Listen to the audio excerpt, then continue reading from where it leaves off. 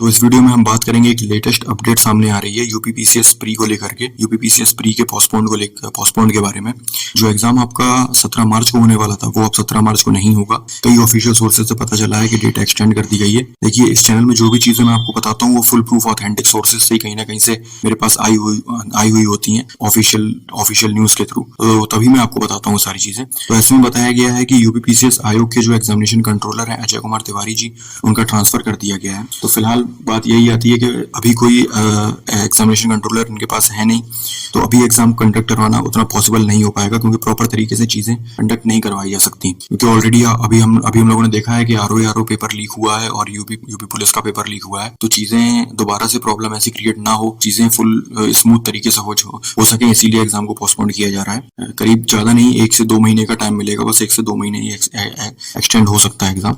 और इसके बारे में अब बात यही आती है कि नोटिफिकेशन इसका कब तक आ जाएगा। तो नोटिफिकेशन देखिए आज शाम तक सारी चीजें क्लियर हो जाएंगी, क्योंकि क्या होना है क्या नहीं होना सारी चीजें एक बार हो चुकी हैं, डिसाइड हो चुकी हैं।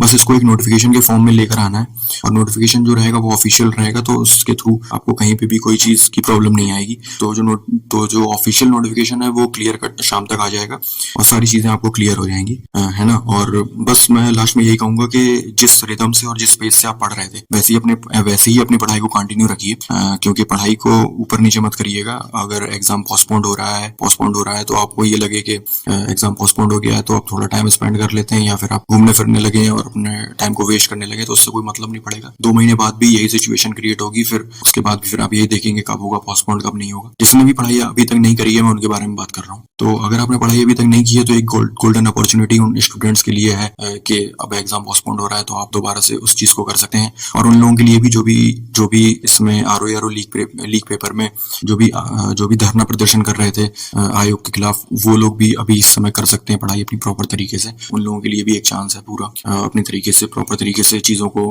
आगे लेकर जाना। और इसके बारे में मैंने स्ट्रेटेजी भी शेयर कर दी है आप अपने चैनल पर, एक वीडियो इससे पहले मैंने डाला है, तो उससे आपको ये पता चल जाएगा कि आपको अब आगे क्या करना है, आगे की स्ट्रेटेजी आपकी क्या होगी। बाकी के मैंने कुछ इंपॉर्टेंट सब्जेक्ट्स उसमें पॉइंट आउट किए हैं जिसके थ्रू आप 80% कॉन्फिडेंस गेन कर सकते हैं सिर्फ उतने टॉपिक्स पढ़ कर। तो उस वीडियो को एक बार जाकर के देख लीजिएगा। And thank you so much for watching this video, and please like and subscribe. और अगले वीडियो में मैं अगले टारगेट के बारे में बताऊंगा। Thank you so much.